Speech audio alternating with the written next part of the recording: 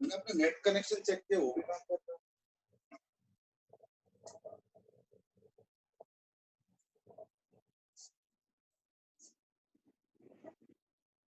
चलो anyway restart. हाँ बेटा एक बार देख लो जरा, समझ में आ गया क्या किया मैंने? अब बीच में मुझे नहीं पता कौन से पॉइंट पे वीडियो रुका था, मैं तो सामने की इस तरफ देख रहा था। ठीक है,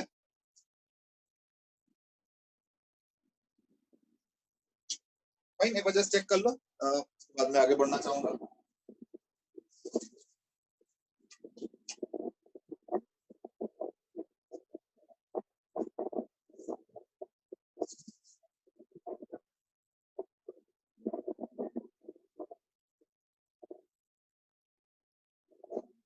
Okay, today we will be talking about, starting with the topic of dimensions.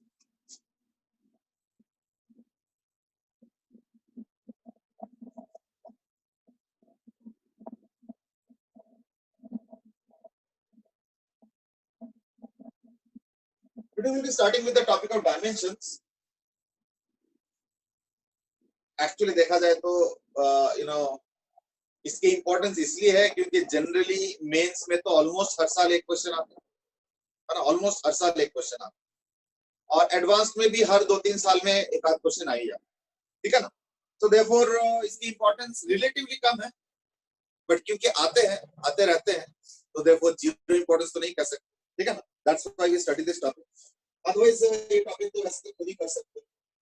I don't think there is anything much in this topic which has some separate attention. It is just that let's understand the historical perspective. कि देखो हर quantity एक दूसरे से अलग है।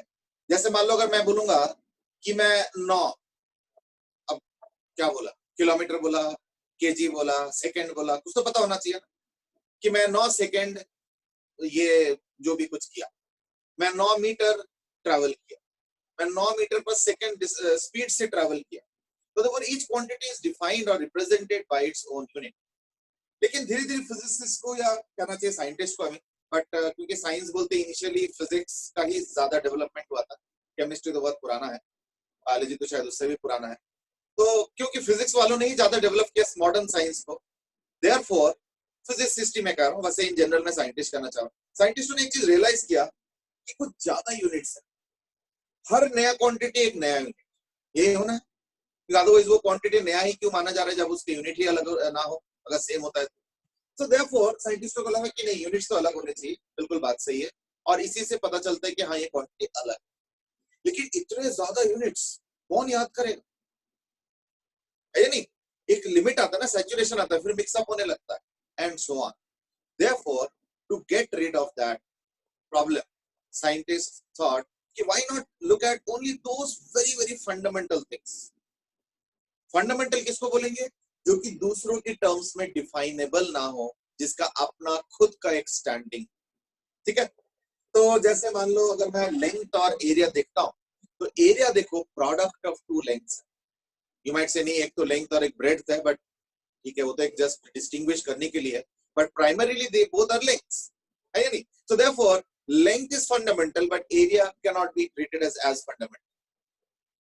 वास्तव में जबकि देखा जाए तो एरिया का कोई कम रिक्वायरमेंट नहीं होता, जितने भी बिल्डिंगें बनता है उसके कैलकुलेशन, कॉस्ट का कैलकुलेशन एरिया से होता है, जमीन का बंटवारा होता है वो एरिया से होता है, कपड़ा खरीदते हैं वो भी एरिया से होता है ना, पेंट कराते हैं घर में तो वो भी एरिया से कैलकुलेट किया जाता है, कहीं टेंट लगवाना होता है वो भी एरिया से देखा जाता है।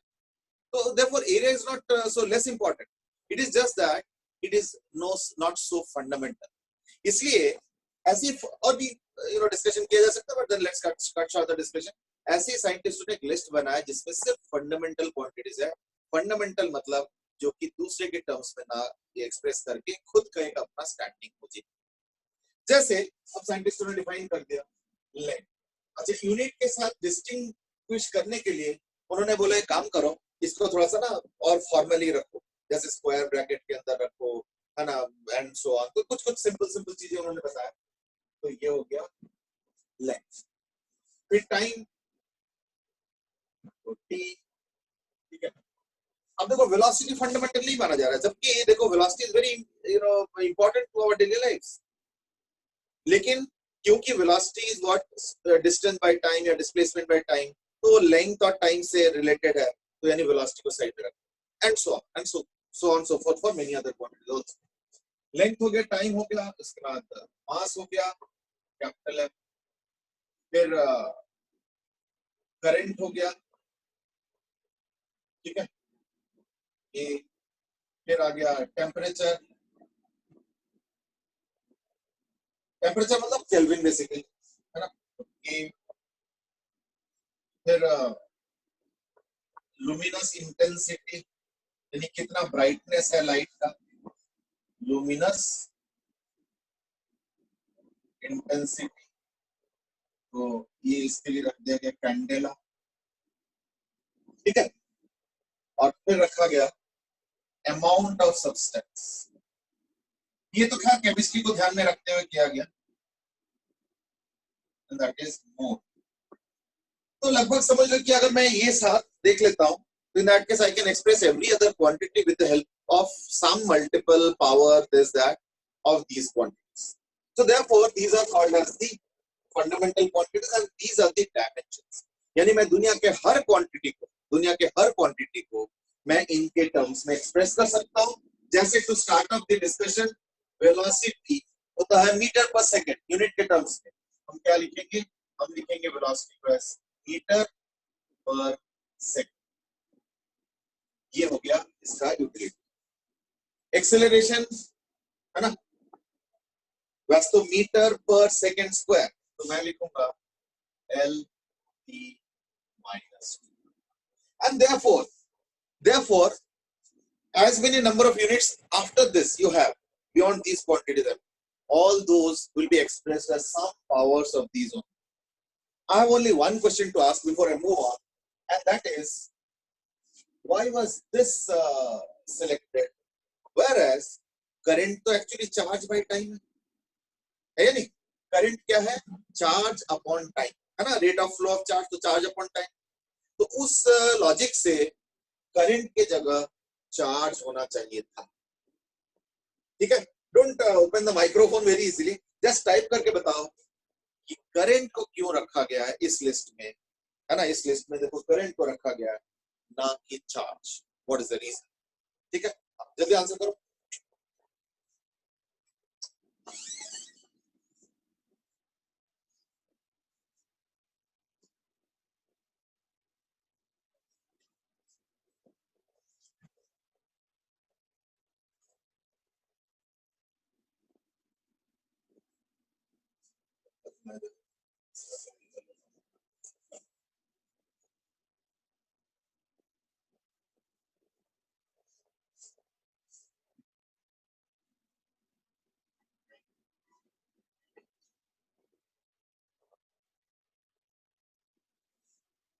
एक छोटा सा रिक्वेस्ट था, आप सुन लो अच्छे से, एंड दैट इज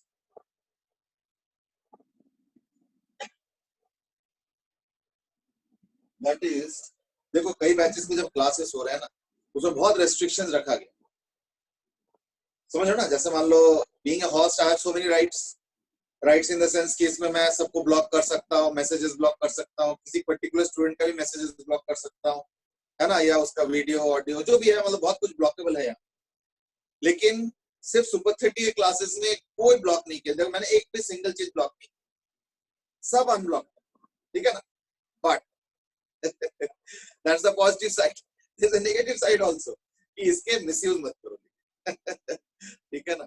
अब जैसे मैंने अभी देखा यश खुराना या किसी ने कुछ तो किया था, अब मुझे लास्ट मोमेंट पे नजर आया और फिर चेंज हो गया, शायद तुमने कुछ स्क्रीन शेयरिंग वगैरह कुछ तो किया था, आई डोंट नो, मतलब don't do anything which will disturb the class, और कुछ बाकी तो देखो हर कोई टेक्नोलॉजी के साथ वाकिफ है, सब लोग टेक्नोलॉजी जानते हो, तो थोड़ा बहुत तो मन भी करता है कि थोड़ा R&D किया जाए किसने क्या क्या है, आई एम ओके, ऐसे कुछ नहीं, I don't want to like stop everybody's innovativeness, वो तो almost every time most well, लेकिन कुछ ऐसे मत करना सो दैट थिंग्स, है ना, अनडिसिप्लिन है ना, कोई नहीं don't worry, I am not scolding you, I am just reminding you, हो जाता है, देखो if I am let's say a student and sitting in the class and then I am seeing so many controls, अरे यहाँ पे ये है वो है, तो देखो प्रेस तो करूंगा ही, मैं भी करूंगा, घबराओ मत, लेकिन फिर ऐसे कुछ ऑप्शन प्रेस मत कर देना कि कुछ डिस्टर्बेंस हो जाए, है ना। चल एनीवे लेट्स मूव ऑन। तो लाइक अभी आंसर किसी ने नहीं दिया, मैं तो ये मैसेज से एक्सपेक्ट कर रहा था दैट इसमें करंट को सिलेक्ट किया गया, जबकि current actually charge by time. Okay, Kumar Aditya has given the right answer and that is ये जो फंडामेंटल क्वांटिटी सिलेक्ट किया गया, आई विल रिपीट, ये जो फंडामेंटल क्वांटिटी सिलेक्ट किया गया है, इनके पीछे भी तो कुछ सोच रहा होगा। मैं एक एग्जांपल बताता हूं। देखो, हमने चूज किया लेंथ को फंडामेंटल, ठीक है। एरिया इज लेंथ का स्क्वायर, है नहीं, एरिया इज लेंथ का स्क्वायर। तो दैट वे, अच्छा मैंने अभी एरिया का एग्जांपल दिया कि देखो एरिया ज्यादा यूजफुल एक्चुअली देखा जाए तो कई जगह। इनफैक्ट अगर रियल लाइफ में देखोगे तो एरिया का ज्यादा यूज है ना कि लेंथ। ऐसे नहीं कि लेंथ का यूज नहीं है, but you will see that mostly area का ज्यादा यूज होता है हम लोग का रियल लाइफ में। जब हम लोग चीजें करते हैं तो ज्यादा यूज एरिया का होता है, ज्यादा यूज जनरली। जैसे तुम अगर प्लाईवुड भी खरीदते जाओगे, प्लाईवुड प्लाईवुड कोई वो नहीं, टाइल खरीदने जाओगे, कार्डबोर्ड खरीदने जाओगे, तो देखना इन सब में पता है क्या यूज होता है, एरिया यूज। तो देखो रियल लाइफ में एरिया ज्यादा यूज होता है ना कि लेंथ। तो अगर मैं चाहता तो मैं एरिया को फंडामेंटल कर देता ए और मैं कह देता लेंथ को as under root of A. भाई वो मीटर स्क्वायर है तो metre is what, square root of metre square, ये भी कर सकते हो, है या नहीं। एक्चुअली देखो, अपार्ट फ्रॉम द फैक्ट कि कौन सा ज्यादा यूज होता है, there is another criteria for choosing this list and that is the easiness of measurement, number 1. Number 2 is its replicability and a practicability. तो वो तो चलो है ही है, वो तो मैं साइड पे रख रहा हूँ, I think that is obvious that I don't need to talk to you on that. But yes, easiness of measurability, उसका जो measurement करने का जो easiness, वो एक बहुत बड़ा क्राइटेरिया है। तो देखो, charge is not something that can be measured very easily. In fact, charge कोई visible चीज तो है नहीं, कोई colored चीज तो है नहीं कि मुझे दिख जाएगा कि देखो यहाँ इतना इतना चार्ज है, ऐसा तो है नहीं। And therefore charge actually cannot be measured with any instrument, उसके सिर्फ इनडायरेक्ट मेजरमेंट ही हो सकता है। And therefore current was chosen, though honestly speaking current is defined as charge by time. यानी अब साइंटिस्टों ने डेफिनेशन को यूज नहीं किया, अब साइंटिस्टों ने प्रैक्टिकल पॉइंट ऑफ व्यू को यूज किया। यानी अब करंट को चार्ज बाय टाइम ना कह के अब हम फार्मूला को थोड़ा दूसरे एंगल से देखेंगे, and that is charge is equal to current into time. ठीक है, प्रैक्टिकल प्रॉब्लम्स इसको सॉर्ट आउट करने के लिए, है ना, और कोई बात नहीं। चलो anyway let's go on. Actually देखा जाए तो लाइट में भी ऐसे ही है, लाइट में कई सारे और भी फंडामेंटल क्वांटिटीज है लाइट रिलेटेड, लेकिन ये जो है ना रिलेटिवली इजी टू मेजर है, number 1। Number 2 is easy to feel also. जैसे मैं अगर मान लो इस तरफ देख रहा हूं और मान लो पीछे 4-5 ट्यूबलाइट्स हैं या पीछे 4-5 बल्ब, माइंड यू पीछे इसी कमरे में बट पीछे। अब मान लो उसका स्विच मान लो किसी और कमरे में, सो दैट स्विच ऑन करने का आवाज भी ना आए। जैसे एक स्विच ऑन होगा तो मैं बता दूंगा देखो तुमने स्विच ऑन किया, फिर उसमें से एक आध स्विच ऑफ कर दोगे तो मैं बता दूंगा कि स्विच ऑफ। यानी देख रहे हो कैसे फील कर पा रहा हूं। तो लुमिनस इंटेंसिटी क्या होता है, it's a measure of brightness. अब उसके definition and all we will be studying in class 12, so like I am not going to that. अब ऐसे करके जितने भी हमने क्वांटिटीज पढ़ा है, मैं सबको सबका जो है निकाल सकता हूं डायमेंशंस। तो start off with let's quickly get through few of them. Maybe I mean खुद से करते रहो, मैं भी बताता जाऊंगा। I do think it is a very difficult exercise. जैसे वेलोसिटी एक्सेलरेशन का तो बता ही दिया, उसको देख के मैं फोर्स का भी बता सकता हूं, mlt माइनस 2। मैं मोमेंटम का बता सकता हूं, है ना, mlt माइनस 1। मैं और किसका बता सकता हूं, इंपल्स का क्या होगा, इंपल्स का कुछ अलग होगा, सेम होगा। क्यों, क्योंकि इंपल्स चेंज है, मोमेंटम है। तो therefore I will copy this, यानी mlt माइनस 1 होगा, ठीक है ना। और हमने क्या पढ़ा है, वर्क पढ़ो चाहे एनर्जी पढ़ो, है ना, वो तो सेम एज वर्क डन है। तो मतलब डायमेंशन वाइज बस तो वर्क डन और एनर्जी का डेफिनेशन सेम नहीं है लेकिन यूनिट सेम, ठीक है ना। तो एनर्जी वर्क दोनों का क्या है, m l square t minus, क्योंकि वर्क डन का डेफिनेशन है फोर्स इनटू डिस्प्लेसमेंट। तो फोर्स तो ऑलरेडी है, एक डिस्प्लेसमेंट मतलब एक l ही तो मल्टीप्लाई होगा तो l स्क्वायर हो गया, बाकी ऐसे सिंपल चीज है। फिर इसको देख के मैं पावर का भी बता सकता हूँ, तो पावर क्या होगा, वर्क डन बाई टी, यानी टी और डिवाइड हो जाएगा, तो M L square T minus वगैरह। ऐसे हमने कई सारे सीखा, ठीक है। इसलिए मैं एक काम करता हूँ, मैं 3-4 पूछ लेता हूँ और वही बताना है। ये तो कुछ ज्यादा इजी है, इसलिए इसको भूल। नंबर 1, यूनिवर्सल ग्रेविटेशन कांस्टेंट, क्योंकि तुम लोगों ने पढ़ा है, इस बारे में पूछने में कुछ नहीं आता। Number 2, potential difference. Number 3, resistance. Number 4 मैं बताऊंगा, क्योंकि ये कई बार क्वेश्चन में आते हैं, तो इसलिए मैं बता देता हूँ, कैपेसिटेंस। अगर पढ़ चुके हो तो अच्छी बात है, नहीं पढ़ चुके हो तो जस्ट फॉर योर नॉलेज बता देता हूँ। Capacitance is equal to charge by potential. तो चार्ज का तो इसी से आ जाएगा, इसी से रिलेट करके आ जाएगा। और पोटेंशियल डिफरेंस अगर 2 में निकाल चुके हो तो यानी कैपेसिटेंस के लिए कोई अलग से मेहनत नहीं करना है। चार्ज वाला यहाँ से निकाल के डाल दो, पोटेंशियल डिफरेंस तो शायद तब तक निकाल ही चुके होंगे, यहाँ डाल दो, तो क्या होगा, कैपेसिटेंस का आ जाएगा। हो गया, ये हो गया ग्रेविटेशनल कांस्टेंट जी, voltage, resistance.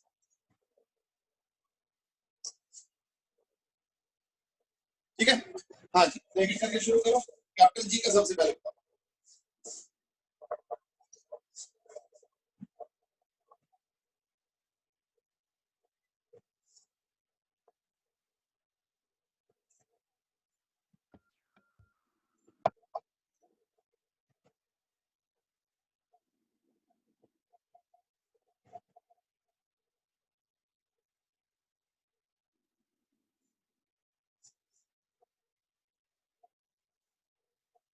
Okay, capital G का आ गया, गर्भ ने सबसे पहले दिया M-1 L3T-2।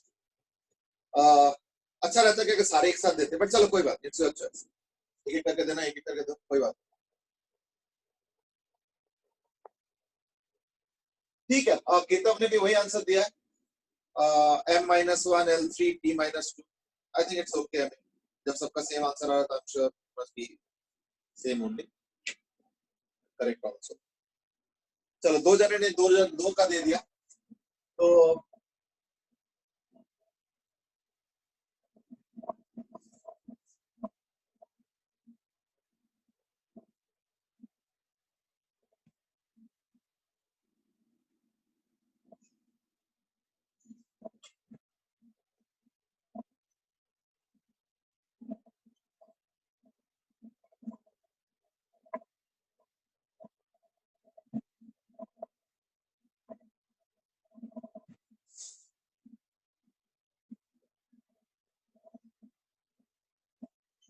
ठीक है, I think it's too easy. Potential difference का दिया है आयुष गुप्ता ने, ML2AT-। चलो ठीक है, I will also check that. तो in the meanwhile capital G का तो देख ही लो, वैसे तो मोस्टली कर ही रहे होंगे और सही भी कर रहे होंगे। वैसे मैं देखा हूँ कि हर कोई आंसर तो नहीं करता, बट आई वुड विश कि हाँ, कोई कुछ पूछ रहे थे सर। वर्क डन में ML2T-2 नहीं होना चाहिए, फोर्स इनटू डिस्प्लेसमेंट। इसी को तो मल्टीप्लाई करना था, वो तो अपने आप कर लो।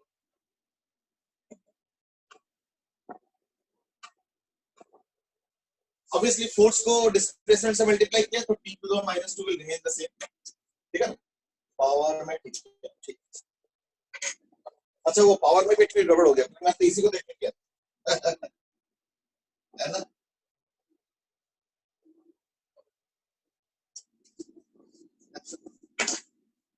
चलो, आई मीन हर्षित ने चारों इकट्ठे दे दिया, तो like now it's time to get through it. तो पोटेंशियल डिफरेंस का सबसे पहले निकालना है, क्योंकि पोटेंशियल का डिफरेंस का जो definition that is charge work done by charge.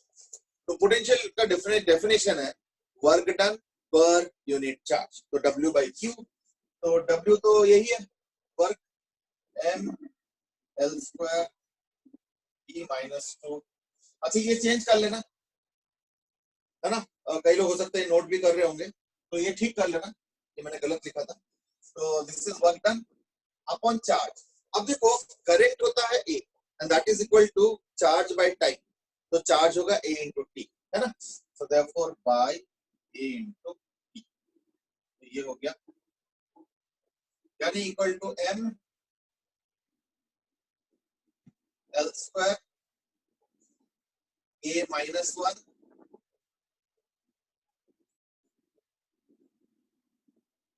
T minus 2, T minus sir -3। हाँ T minus A minus 1 T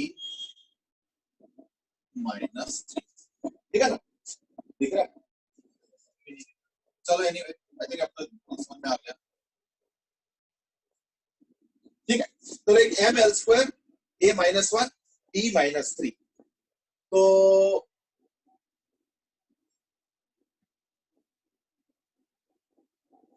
ये तो हो गया potential difference. I don't know Harshit ने जो आंसर दिए सही है क्या, मुझे लग रहा है कि एक पावर का कुछ गलती है। चलो एनीवे कोई बात नहीं, चेक कर। तो कैपिटल जी हो गया, कैपिटल वी आर आर क्या होता है, तो V is equal to I R, तो आर क्या हो जाएगा, आर हो जाएगा V बाई आई, है ना।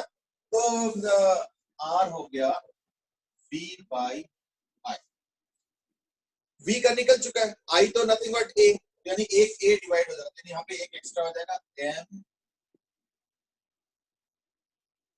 L square A minus 2 T minus, और कैपेसिटेंस हमने बता दिया A चार्ज बाय वोल्टेज, तो कैपेसिटेंस का हो गया Q बाय V, तो Q तो 80 है और V का भी यही पे निकाला है, like M L square A minus 1 T minus 3, यानी equal to M minus 1 L minus 2 A 2 E 4,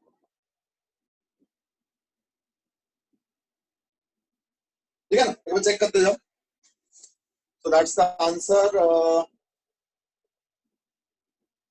चलो सर सर अगर हम रेजिस्टेंस का रो L बाई से निकालें तो हाँ चलेगा, लेकिन फिर रो का निकालना पड़ेगा ना, रो का तो पता नहीं, या तो रो को निकालो पहले। वो देखो मेथड कोई भी यूज कर लो, उससे कोई फर्क नहीं पड़ता है, बट ये कि एक अननोन निकालना चाहते हो और दूसरे अननोन में फंस जाएंगे, फिर हमें रो निकालना पड़ेगा, या तो रो को निकालो पहले, पर रो निकालने का भी तो वही फॉर्मूला है जिससे तुम रेजिस्टेंस निकालना चाहते हो, है नहीं, इसलिए वो थोड़ा अटक सा जाएगा और कोई बात। बल्कि मैं तो कहता हूँ रेजिस्टिविटी का अगर निकालना है तो यूज कर लो R is equal to rho L by A, L और ए तो आसान है, R यहाँ से निकल गया, है ना, और फिर रेजिस्टिविटी का निकाल एंड सो ऑन। देखो मैं इस पे ना ज्यादा टाइम स्पेंड इसलिए नहीं करना चाह रहा हूँ क्योंकि इसमें कोई एक्सपर्टाइज नहीं, इसमें एक ही एक्सपर्टाइज, वो फॉर्मूला तुमको अच्छे से मालूम है या नहीं, और जैसे सिली मिस्टेक एक आध हो जाता है इधर उधर, वो ना करो बस, और कोई कुछ एक्सपर्टाइज है ही, है ना।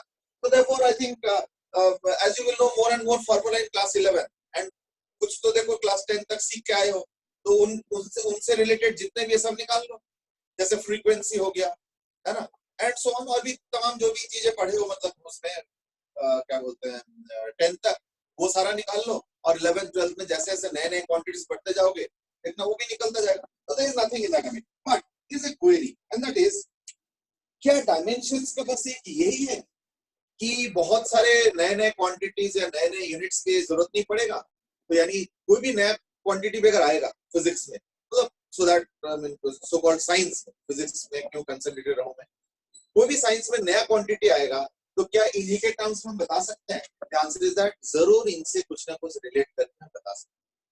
तो देखो साइंस का गति तो कोई ऐसे समाप्त तो नहीं हो गया, कोई खत्म तो नहीं हो गया, आई एम श्योर नए नए क्वांटिटीज और भी इंट्रोड्यूस होंगे फिजिक्स या इन जनरल साइंस में, but then we will be able to manage with this. कोई रिवोल्यूशनरी कोई नया क्वांटिटी हो जाए then it's a different matter, but the way science has a vision, I mean, तो उसमें ऐसे कुछ लगता है, ठीक है ना। but there are other things also, है ना, which is probably more important, that is uses of dimensions, uses of dimensions. Now let's look at one of them, or rather few of them.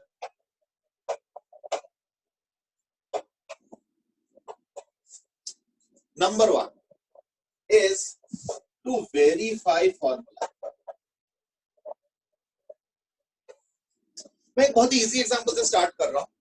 Suppose मुझे याद नहीं आ रहा एक formula, ऐसे ही मैंने कुछ तुक्के से लिख दी कि s is equal to ut square plus half at.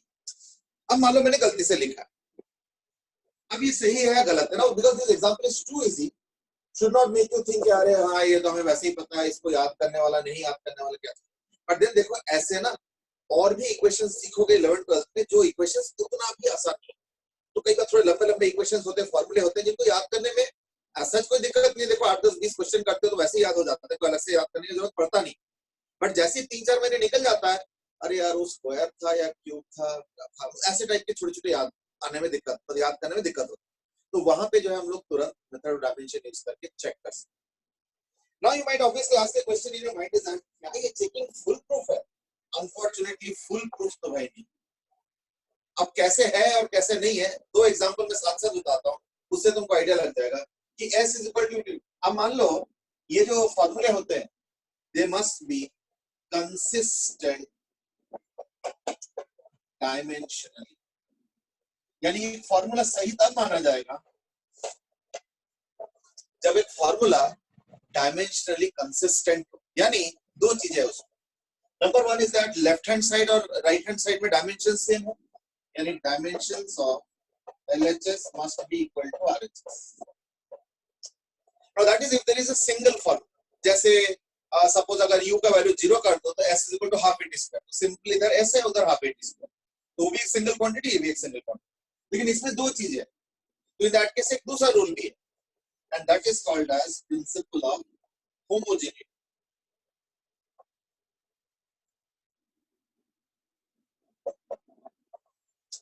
Homogeneity का मतलब क्या होता है? दैट यू कैन ऐड और subtract quantities only if the dimensions are same. ये भी कोई अजूबा नहीं है, ये तो तुमको ऑलरेडी मालूम है. Can I add let's say 10 meter square to 5 seconds? 10 और 5 ऐड हो जाएगा, but 10 meter square और 5 second तो ऐड नहीं होगा ना. It's exactly like that. तो homogeneity का मतलब क्या होता है? Addition and subtraction can take place only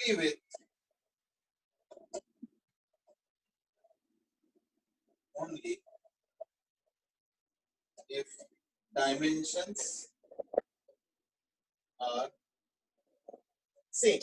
I think obvious ही है, तो इसमें कोई बताने लायक तो नहीं था, बट ठीक है, फॉर्मल चीज है, बता दिया मैंने. इज दैट सेम होना चाहिए. तो पहले तो वो चेक करें, है ना, कि ये दोनों आपस में सेम है या नहीं. क्योंकि देखो प्रिंसिपल ऑफ होमोजेनिटी लगेगा तो ही तो हम लेफ्ट हैंड साइड और राइट हैंड साइड के डायमेंशंस को डिफाइन कर पाएंगे. अगर मान लो राइट हैंड साइड में जो दो क्वांटिटीज है उन्हीं के अगर डायमेंशंस में गलती हो, तो इन दैट केस तो left hand side right hand side checking का कोई मतलब ही नहीं रह जाता, है या नहीं. So therefore, let's quickly get to the dimensions of the first two, the two quantities on the right hand side, which are ut square. तो u बोलते क्या होगा? L t minus 1 into t square. ठीक है. और दूसरा quantity हो गया at, यानी L t minus 2 into t. तो ये तो हो गया जो है L t और ये हो गया L t minus 1. यानी ये होमोजीनियस ही नहीं, यानी होमोजेनिटी वाला प्रिंसिपल ही फेल कर गया.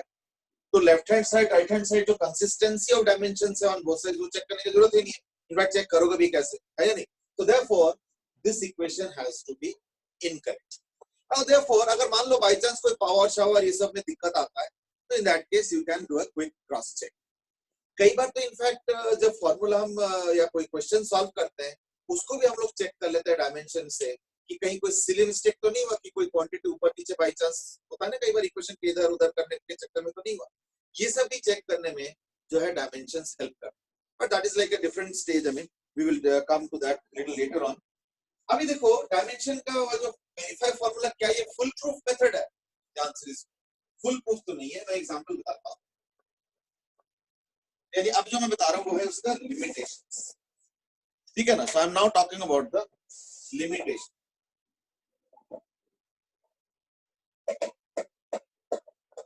Number one, in this case, sometimes there are constants. Constants को लेके प्रॉब्लम आता है। क्या प्रॉब्लम आता है? That if they are non dimension,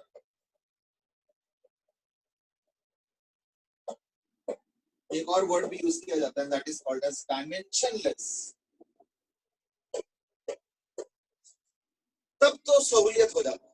अब जैसे मैं एग्जांपल बताता हूं, अब तो मैंने मिटा दिया, बट वो जो मैंने हाफ 80 लिखा था, वो हाफ एक न्यूमेरिकल वैल्यू हो सकता है कि वो एक कांस्टेंट है जिसका एक यूनिट भी हो, क्या पता। See the formula that I used was s equal to ut square वाला, वो कुछ ज्यादा आसान फार्मूला में कैटेगराइज किया जा सकता है।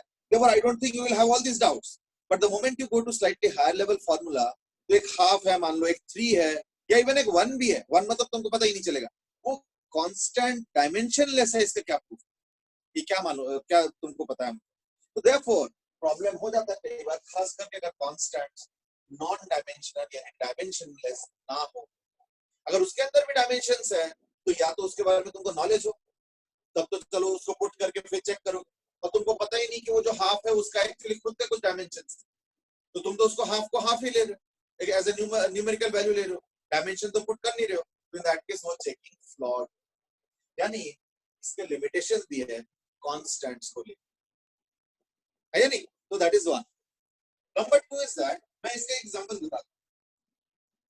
नंबर 2 इज दैट कई बार हिडन कांस्टेंट्स होता है या हिडन डायमेंशंस होता है, कई बार हिडन डायमेंशंस होता है। जैसे एग्जांपल बताता हूं। अब हमें पता है, ये फार्मूला तो शायद मोस्टली लोगों को पता ही होगा, एस एन एफ का एक फार्मूला, तो मैं पूरा नहीं लिख रहा हूं, एस एन लिख रहा हूं, is equal to u plus a by 2 into 2n minus 1। अब देखो ये फॉर्मूला क्या है, आई एम श्योर 80-90% जो बैठे हैं उनको तो पता ही होगा, बट अगर बाई चांस 5-10% लोगों को नहीं भी पता है, तो मैं बस एक छोटा सा इंट्रोडक्शन दे देता हूँ। डिस्प्लेसमेंट का फॉर्मूला है ut plus half at square, ये सबको पता है। लेकिन अगर किसी पर्टिकुलर सेकेंड में डिस्प्लेसमेंट निकालना है तो ये फॉर्मूला, तो ये आसान फॉर्मूला है, अगर नहीं भी पता हो तो डिराइव कर लेना, बहुत आसान चीज है, कोई दिक्कत नहीं। मैं कुछ और फोकस कर रहा हूँ, इज दैट अगर मान लो ये फॉर्मूला मैं जिंदगी में पहली बार देख रहा हूँ और तुम मेरे से पूछ रहे हो तो बताओ जरा इसको चेक करके सही है गलत, और मान लो मैंने पहली बार देखा, तो मेरे दिमाग में अच्छा एस तो डिस्प्लेसमेंट होता है, तो यानी इसको तो मैं रखूंगा भी, यू तो वेलोसिटी होता है, चलो भाई एल टी माइनस 1, और एन में तो नंबर होता है, तो वो तो छोड़ दो, a by 2 यानी इसका हो गया। ये तो पूरा ही फॉर्मूला देखा जाए तो डायमेंशनली गलत है या नहीं? तो अपरेंटली मुझे ये फॉर्मूला गलत लगने लगता है, लेकिन ये 100% सही फॉर्मूला है, isn't it? So that is a problem. अच्छा बाय द वे एक सेकंड, थोड़ा सा डिस्ट्रैक्शन कम कर दा। कांस्टेंट अगर नॉन डायमेंशनल हो तो एक और दूसरा प्रॉब्लम भी है, मैं एग्जांपल बताता हूं, मैं बोलना भूल गया। जैसे s is equal to ut plus half at square, मान लो मुझे गलती से याद रहा s is equal to ut plus 2at square. अब बताओ, मैंने लिखा तो गलत है, लेकिन क्योंकि 2 में कोई डायमेंशंस नहीं है, तो तुम्हारे हिसाब से तो ये सही फॉर्मूला हो जाएगा। क्यों? मतलब मेरे हिसाब से इज दैट ut का भी डिस्प्लेसमेंट का डायमेंशन होता है, at स्क्वायर का भी डिस्प्लेसमेंट का डायमेंशन, तो सारे डायमेंशन ही सही होते हैं। यानी कांस्टेंट्स को लेके दो प्रॉब्लम आती है। पहली बात तो अगर उसमें डायमेंशंस है तो परेशानी, और अगर डायमेंशनलेस है तो भी एक परेशानी है कि उसका वैल्यू अगर गलत भी पुट करोगे तो इक्वेशन में उसका पता नहीं चलेगा कि सही है गलत। ये एस्पेक्ट में बताना भूल गया, तो इसलिए बता। Now let's come back to this. ये तो डायमेंशनली पूरा ही गलत लगा। अब तो बोलो एक फिर कंसिस्टेंट इक्वेशन कैसा और ये सही कैसे हो गया? आपने तो बोला था कि हर इक्वेशन डायमेंशनली कंसिस्टेंट होना चाहिए। पहली बात तो ये जो s है ये s नहीं है, ये s nth है, यानी डिस्प्लेसमेंट पर सेकेंड, यानी displacement in a particular second, यानी डिस्प्लेसमेंट पर सेकेंड। इसका डायमेंशंस एक्चुअली l है ही नहीं, इसका डायमेंशंस एक्चुअली है l। ठीक है, ये इसका जो नोटेशन वाइज अगर देखा जाए। और एक अल्टरनेटिव भी है, इज दैट अगर तुम बोला नहीं मैं तो इसको डिस्प्लेसमेंट की तरह ही लेना चाहता हूं, तो इन दैट केस ध्यान रखना ut t में क्या होता है 1 सेकंड, तो एक्चुअली इसके अंदर एक छुपा हुआ dimension and that is what 1 second. तो फिर इनटू 1 सेकंड है, ध्यान रखना, तो into t करो तो l आ गया। और क्या, ना ये जो a by 2 है, चलो ठीक है, a का तो nt minus 2 is okay. ये जो 2n minus 1 है, ये नंबर नहीं है, ये पर्टिकुलर टाइम को रिप्रेजेंट कर रहा है, तो देयरफॉर इसके अंदर भी एक टाइम का डायमेंशन, तो अगर करोगे तो इन दैट केस क्या होगा, 9 into t minus 1 and so on, और वो भी देखो स्क्वायरिंग करके आता है and so on. So therefore अगर तुम देखोगे ढंग से इन दैट केस ये डायमेंशनली सही है, प्रोवाइडेड कि तुम उसको इंटरप्रिटेशन सही ढंग से कर. That is the point. और ये नुएंसेस डायमेंशनल मेथड में नहीं पकड़ा जाएगा. That's why I was saying कि डायमेंशनल मेथड से लगभग हो जाता है, but it is not a full proof method. So therefore when I से यूजेस ऑफ डायमेंशन, तो एक तो मैंने बोला था कि we can check and cross check फॉर्मूले, yes, but to an extent we can never be sure. इस डिस्कशन को मैं कल्मिनेट करूंगा एक स्टेटमेंट लिख के. कई बार ना फिजिक्स के स्टेटमेंट्स बड़े इंपॉर्टेंट होते हैं, और ऐसे स्टेटमेंट्स को बहुत ध्यान से फॉलो करना, ये उसमें सीखने को मिलता है. And that is like this, that positive test of dimensions, okay, is not confirmatory, but a negative test of dimensions is confirmatory regarding invalidity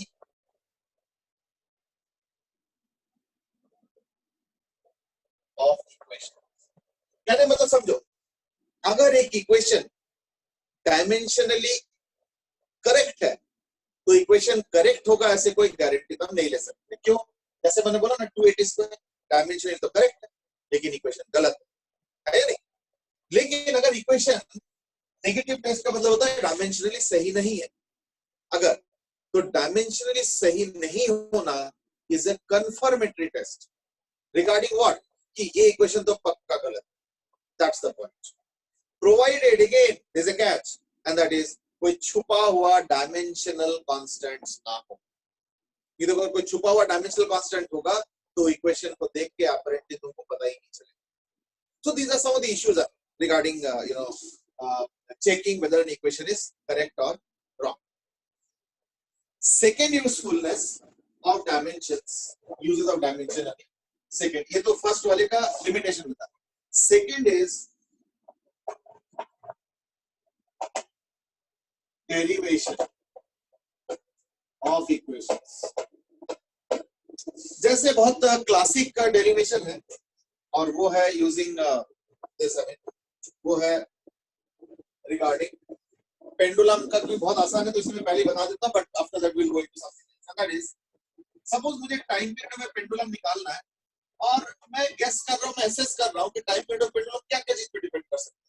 it can depend on the mass of the ball, and it can depend on the length of the thread and all, and it can also depend on the gravity, है ना. क्योंकि हमें पता है कि moon में अगर वही पेंडुलम चलता है तो ऐसे ऐसे धीरे धीरे धीरे धीरे चलता है, जबकि अर्थ में ऐसे ऐसे चलता है या नहीं. तो एनी डिफरेंस है. तो इसलिए मैं इसको लिखूंगा t is proportional to m to the power x, l to the power y, g to the power z. क्योंकि डायमेंशन में सही होना चाहिए, तो therefore I can definitely write t is the same as m to the power x, l to the power y, g to the power z.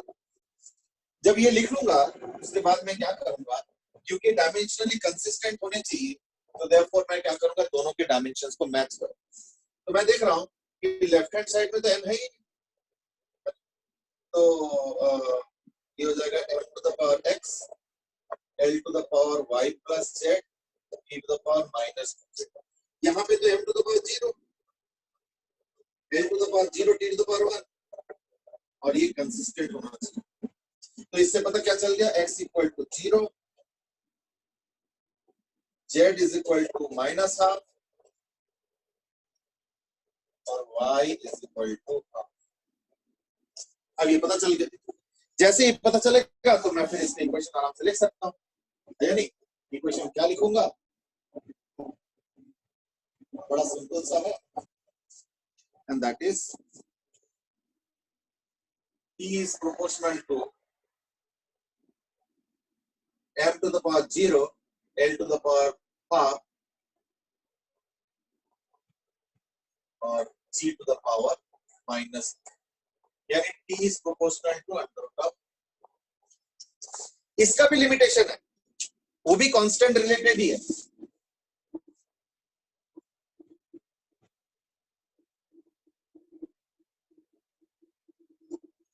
Number 1 limitation क्या है?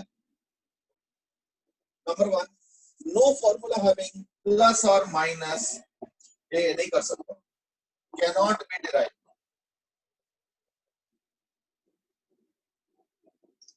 चलो ऐसे ही निकाल देता हूं. जैसे ऐसे बोले UT plus half it square, ये डेरिवेशन नहीं हो सकता, जबकि इतना आसान है.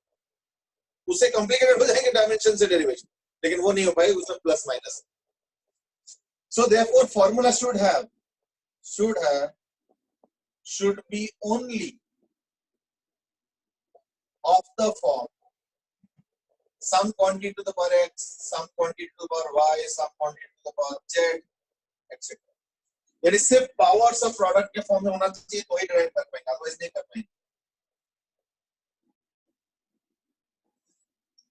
तीसरा,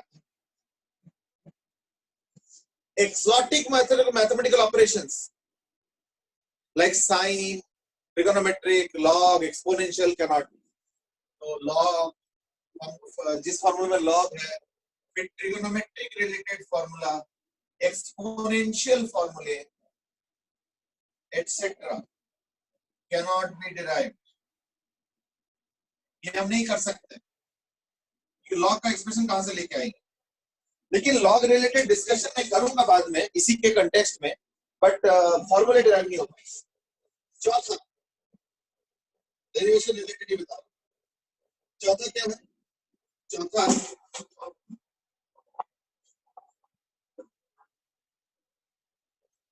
फोर्थ इज, ये थर्ड हो गया.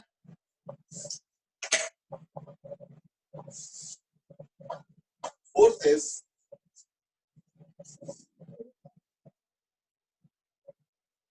related to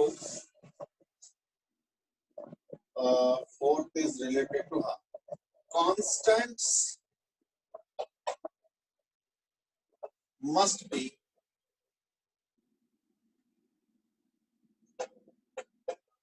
dimensionless, otherwise नहीं होगा.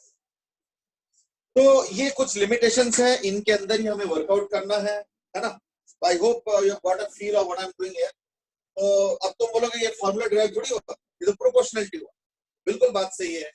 इस केस में कांस्टेंट मैं अपने तरफ से लिख देता हूं, कईयों को तो ऑलरेडी मालूम ही है, सबको लगभग मालूम ही होगा, तो मैं अपने तरफ से लिख देता हूं. इसको मैं इनकम्प्लीट छोड़ना नहीं चाह रहा हूं, बट ये जो 2 पाई है ये डायमेंशन से नहीं आने वाला, ठीक है ना. ये 2 पाई डायमेंशन से नहीं आएंगे. But then you might see कि कांस्टेंट आता कैसे है. मान लो इसको मैं अगर डेरिवेशन कर लेता हूं यूजिंग डायमेंशन, तो कांस्टेंट कहां से आता है? कांस्टेंट ऐसे नहीं आएगा. कांस्टेंट आएगा only by, ये constant can come only either by doing an experiment, यानी एक्सपेरिमेंट करके, जैसे 8-10 एक्सपेरिमेंट करो और फिर फॉर्मूला में पुट करते रहो तो कांस्टेंट के वैल्यू आते रहेंगे. अच्छा, क्योंकि एक्सपेरिमेंट में रिजल्ट्स बहुत 100% एक्यूरेट नहीं होता है, तो अगर तुम 10 बार पुट करोगे 10 डेटा, तो देखना हर एक में कांस्टेंट के लगभग सिमिलर वैल्यूज आएंगे, बट थोड़े थोड़े अलग अलग. तो we can take an average of those values. That could be one way, यानी एक्सपेरिमेंट से कर सकते. दूसरा, mathematically. So obviously will ask कि मैथमेटिकली हम कैसे कर सकते हैं ना. मैथमेटिकली कैसे करें? द आंसर इज दैट, जैसे ये जो 2 पाई है ना, आयुष गुप्ता घर पे आस्क कि क्या इससे कोई फायदा भी होता है? देखो, मैं तो एक ही फायदा गिनवाऊंगा, मैं तो दूसरा फायदा भी नहीं गिनवाऊंगा, एंड दैट इज एक क्वेश्चन जनरली एग्जाम में आता बस. So, Soma Datta has asked, is CPT going to be subjective or objective? बेटे objective. वैसे रियल सीपीटी में mix of subjective and objective होता है, बट क्योंकि अभी एग्जाम सीपीटी ऑनलाइन होगा, ऑनलाइन इन द सेंस कि लाइक घर बैठे बैठे होगा, तो देयरफॉर सब्जेक्टिव नहीं रखेंगे, ऑब्जेक्टिव रखेंगे, ठीक है ना। वैसे paper pattern all will be informed, don't worry. Anyway let's continue. यानी कांस्टेंट कैसे निकल सकता है एक्सपेरिमेंट से या तो मैथमेटिकली। तो तुम बोलोगे ये कहां से आया, ये मैथमेटिकली डेरिवेशन। तो चैप्टर नंबर 13 में क्लास 11th में इसका डेरिवेशन, ये 2 पाई ही क्यों बन रहा है, 3 पाई क्यों नहीं बन रहा या 4 पाई क्यों नहीं बन रहा है, ये पूरा प्रॉपर डिराइव होगा। तो will do it then, don't worry. But the thing is that at least अभी के लिए क्या है कि ये 2 पाई तो चलो खैर मैंने आसमान से लेके आ गया, but apart from that this part at least we can derive by using dimensions. So you might say कि क्या ऐसे और भी है? द आंसर इज यस, और भी है, ठीक है ना, और भी है। उसके लिए पता है क्या करना पड़ेगा, कुछ नए फॉर्मूले हमें जो है सीखने पड़ेंगे, ठीक है ना।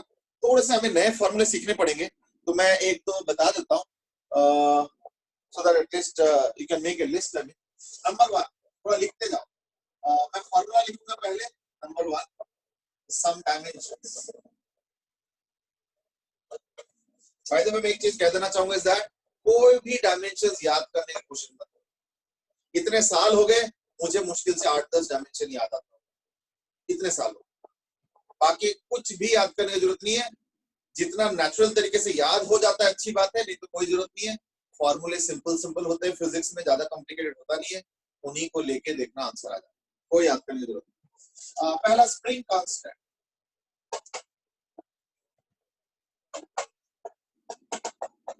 उसका फॉर्मूला है F is equal to kx। x होता है इलॉन्गेशन, यानी उसका डायमेंशन मीटर होगा। फोर्स का तो पता ही है, तो k का हो जाएगा dimension m t minus.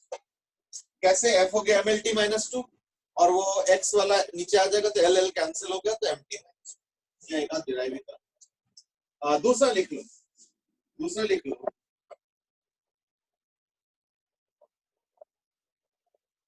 Coefficient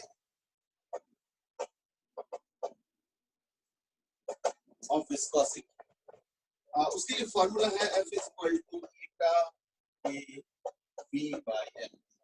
तो ईटा हो गया F L by A B, F तो हो गया M L T minus 2 into L by A हो गया L square into B is L T minus, यानी ईटा का डायमेंशंस हो गया M L minus 1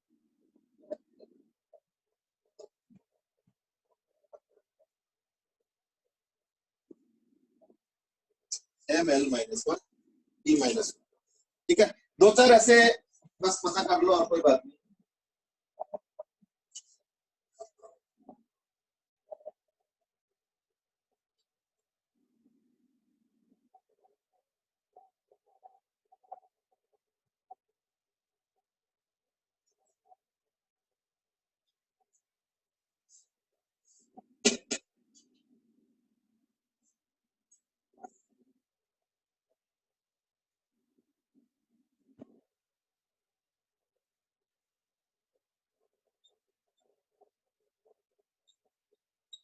surface tension T, surface tension T का डेफिनेशन है फोर्स पर यूनिट लेंथ।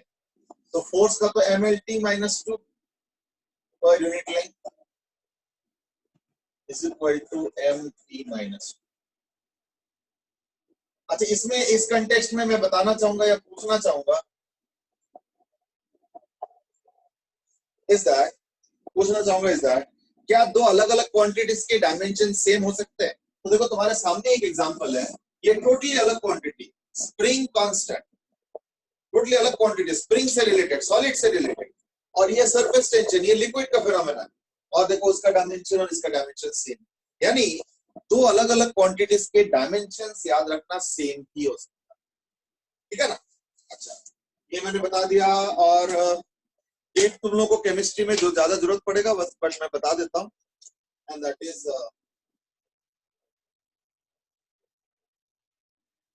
H nu, तो ये होता है Planck's constant. H is called Planck's constant. तो h हो जाएगा E by न्यू, है ना, तो h हो जाएगा E by new, and that is E is ml T minus 2 energy by new is T to the minus 1, यानी ml T minus 1.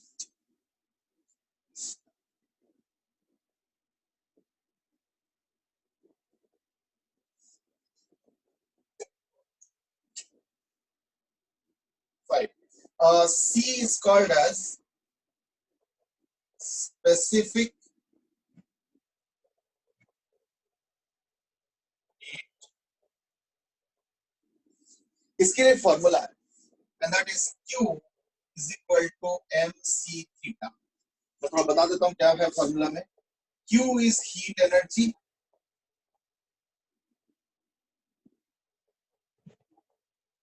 m obviously is mass, theta interestingly angle नहीं है, theta is interestingly temperature, और m तो मास हो गया,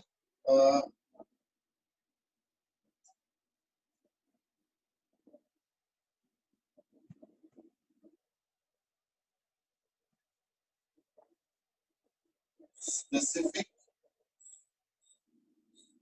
heat capacity, ये formula है, और इससे जो है आराम से तुम स्पेसिफिक कैपेसिटी का डेरिवेशन भी कर सकते हो. क्या आ जाएगा, स्पेसिफिक कैपेसिटी C हो जाएगा, देखो Q, Q यानी m l square T minus. अच्छा यहाँ पे भी एक गलती हुआ है, l स्क्वायर होगा ना,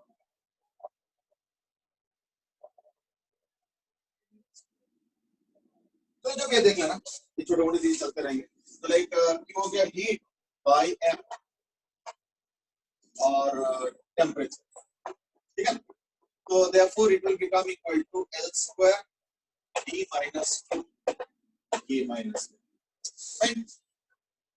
5 हो गया, इतना ही बहुत, ठीक है, इतना ही बहुत है हम लोगों के लिए फिलहाल. वैसे और भी सीख लेंगे, जैसे जैसे क्लास 11-12 में नए नए क्वांटिटी सीखेंगे, उसके साथ साथ जो है डायमेंशन भी हम लोग जो है साथ साथ सीखेंगे. तो मैंने कुछ एडिशनल डायमेंशन बता दिया, मे बी अभी टाइम है तो एक बता दूं, ठीक है. 6 इसका बताओ, ठीक है. एक और बता देता हूँ, दैट इज स्टीफन्स कांस्टेंट.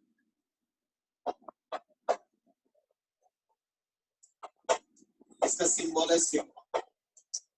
तो इसके लिए क्या फॉर्मूला है,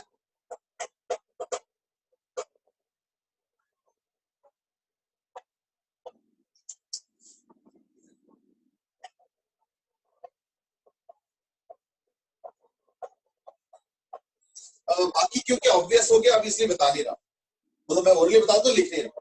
Q इज हीट, वही वाला heat energy, T is time, A is area, surface area, theta is temperature.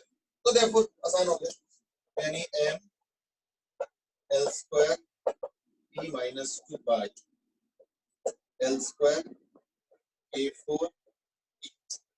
तो L स्क्वायर तो कैंसिल हो जाएगा, सिग्मा का हो जाएगा m T minus 3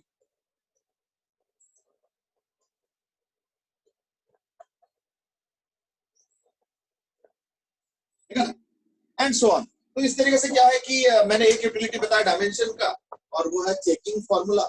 इसको चेक करो तो चेकिंग कर सकते हैं, और उसका लिमिटेशन बताया था. सिमिलर डेरिवेशन में भी बताया कि क्या लिमिटेशन है, जैसे प्लस, चलो तो मिटा दिया, प्लस माइनस वाला डिराइव नहीं हो पाएगा, एक्सपोनेंशियल, लॉग, ट्रिगोनोमेट्री और भी तमाम जो जिस टाइप के फंक्शंस होते हैं कॉम्प्लेक्स वाले, वो एक भी डिराइव नहीं हो पाएगा. सिंपल अगर टू द पावर समथिंग और प्रोडक्ट है तो डिराइव हो सकता है, वो भी नहीं कि होगा. क्यों, क्योंकि उसके लिए फिर फर्दर कंडीशन है कि उसके अंदर कांस्टेंट डायमेंशनलेस होनी चाहिए. इतने सारी चीजें का सेटिस्फाई होगा तब जाके हम डेरिवेशन डायमेंशन से कर सकते हैं, ठीक है ना. अभी भी मैं कॉन्फिडेंस के साथ नहीं कर रहा हूँ, क्योंकि पता नहीं कहाँ गलती, ठीक है ना. That's because as I said you know it is very restricted in use.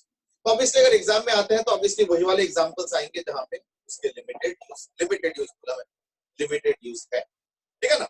चलो, so like we've just learned about some of the dimensions. That's not the complete picture, of course. you will learn at least 100 dimensions throughout your class 11th and 12th, the entire set of quantities if I include. तो वो तो चलो धीरे धीरे सीखते रहोगे. What we will do is that tomorrow we will wind up this topic. थोड़ा सा बचता है और मतलब मैंने बोला था 3 यूटिलिटीज है मोर और लेस डायमेंशंस के, तो 2 तो हमने कर लिया. Number 1 is to verify formula, check मतलब कि सही है गलत है.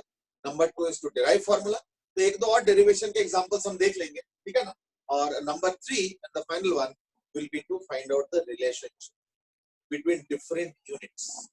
उसमें भी हम लोग डायमेंशन से कर सकते हैं, डायमेंशंस के बगैर भी कर सकते हैं, है ना. ऐसे नहीं कि नहीं कर सकते. इट इज जस्ट दैट ठीक है, डायमेंशन ही एक मेथड है जिससे मैं अलग अलग यूनिट्स को कोरिलेट कर सकता हूँ, ठीक है ना. चलो I think let's wind up today here only. We have reached the end of the this thing, ठीक है ना. Ansh Devadiya sir, time is up. बेटे टाइम का रिमाइंडर बेटे अंश तुमको देने की जरूरत नहीं है, या इनफैक्ट किसी को भी देने की जरूरत नहीं है. टाइम का रिमाइंडर मुझे भी है क्योंकि मेरा नेक्स्ट क्लास भी है, ठीक है ना. सो देयरफॉर आगे से ये सब मत करना. This is very bad manners actually. I don't no ये मैनर्स कैसे तुमने सीखा है. ना ही सीखते तो ज्यादा अच्छा रहता है ना. I hope others do not learn from him at least. ठीक है ना. चलो, so will continue tomorrow. We'll wind up dimensions in around half an hour, and then we will discuss a more probable thing as far as exam is concerned. मैंने बोला ना था कि dimensions, unit dimension वाले chapter से एक question generally आ ही जाता है. तो 30% चांस है कि डायमेंशन से आएगा और 60-70% चांस है कि वो अगला टॉपिक यानी एरर से आए. तो that's why we will be focusing more on errors. तो कल हम लोग एरर्स के बारे में पढ़ेंगे.